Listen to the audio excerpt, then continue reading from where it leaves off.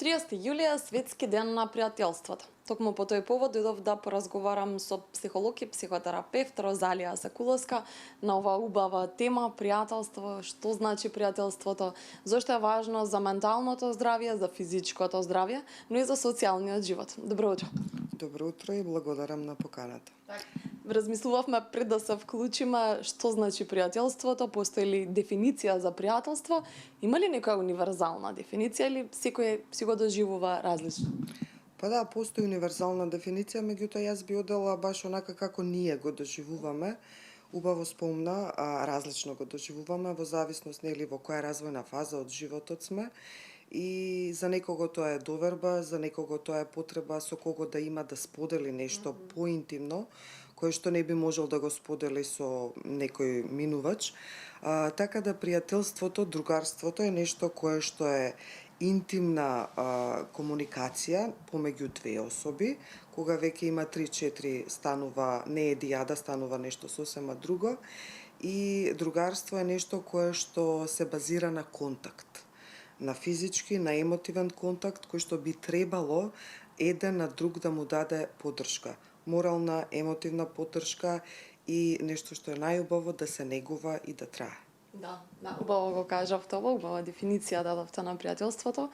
Многу теми отворивме позади камерите, не знам дали ќе успееме сите да им ги пренесеме на гледачите, убава и долга тема, но ајде за почеток би ве прашала како ни влие пријателството, уште од раните денови, од раното детство да кажеме, како влие пријателството, сигурно влие на карактерот, на градење на личноста.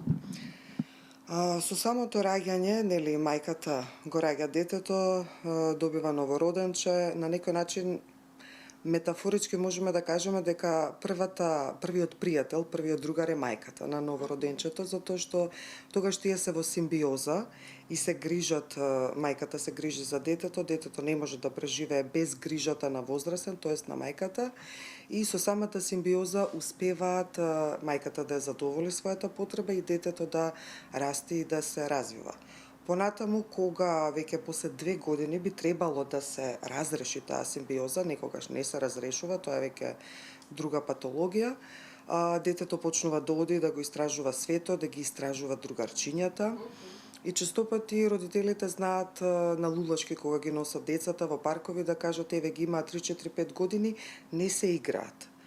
Тие се играат, меѓутоа тие играат со играчки и играат паралелно. Уште не постои игра и уште не постои заедничка игра и уште не постои другарство. Другарството некако почнува да се развива во периодот кога децата тргнуваат во училиште и тука ја учат довербата, ги учат правилата на играта и се поврзуваат. Другарството е многу силно изразено во периодот на тинеџерството, како што и се е во периодот на тинеџерството со хормони обоено. И тогаш некако како да се случуваат првите вистински љубовни врски, првите вистински длабоки другарства, пријателства, кои што понатаму дали ќе продолжат зависи од многу фактори. Веќе во зрелоста, значи ова е нашиот период на зрелоста, другарствата ни се на вистина неопходни, потребни за емотивно растаретување, за емотивна поддршка. Тука имаме и пријателства од интерес, пријателства, секакви пријателства, меѓутоа зборуваме нели за оние каде што двете страни се во плюс-плюс позиција, каде што и двете страни даваат нешто интимно, зборуваме за чувства, за тајни и добиваат од другата страна поддршка.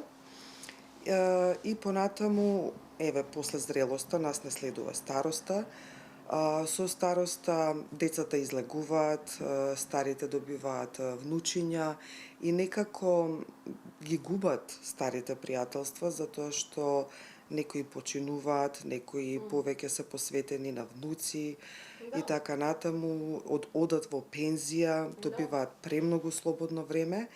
И тогаш старите луѓе наместо да се затворат во себе, во своите домови, во својот свет, многу е убаво ако ги имаат оние стари контакти да посегнат по нив, не мора да чекаат први тие да се јават, па дури да ги обноват, да создадат нови пријателства со најразлични невладени организации, активности, патувања, дружби, каде што тоа ќе биде лек против нивната осаменост, тага, повлеченост, депресија, каде што на некој начин сите околу нив помлади им праќаат порака дека малку сте здодевни, не беше така во наше време, во ваше време е така, а пријателствата се многу важна компонента од нашето, од менталното здравје на секој човек без разлика во која фаза е, затоа што пред се ние сме социјални битија. Ние не можеме да живееме и да функционираме сами. Така. Верувате ли во на пријателство кое имало пауза? Не се виделе 5, 10, 15 години. Можат ли повторно да се родат тие чувства? Еве ги споменавте пензионерите, кои што се разделиле со најдобрите пријатели, пријателки, поради добивање деца, ново работно место, можеби ново живеалиште. Ако се сретнат повторно, можат ли повторно да бидат најдобри другари? Зошто да не? Животот е чудна работа. Јас велам, значи има и нагоре, има и надолу, има и статус кво. Така да понекогаш баш тие стари другарства кои што сме ги заборавили, со тие луѓе со кои што сме се разделиле заради животни приказни и обврски, кога ќе се обноват, некако останува емоцијата и има материјал за евоцирање. Има материјал каде што ќе се потсетат како било и тоа уште повеќе ги врзува затоа што тие се разбираат. Јас ќе дадам еден личен пример. Значи, моите најдобри другарства се најдлабоки, се создадени во периодот на средното училиште, баш во тој период на адолесценција, и заради животните обврски ние немаме време секој ден да комуницираме, за разлика од луѓе со кои што секој ден комуницираме. Меѓутоа, тоа за мене не се пријателства. Со овие луѓе со кои што јас би се чула еднаш во годината, 3 пати во годината, дразбата, емоцијата, довербата останува како да била замрзната во тој период и продолжуваме таму каде што сме застанале. Така.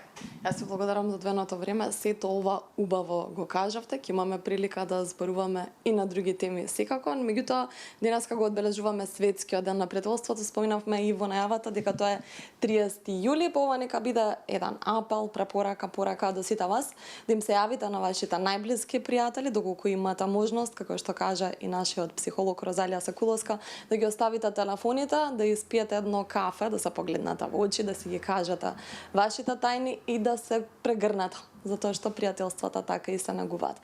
Нека ни е честит Светскиот ден на пријателството.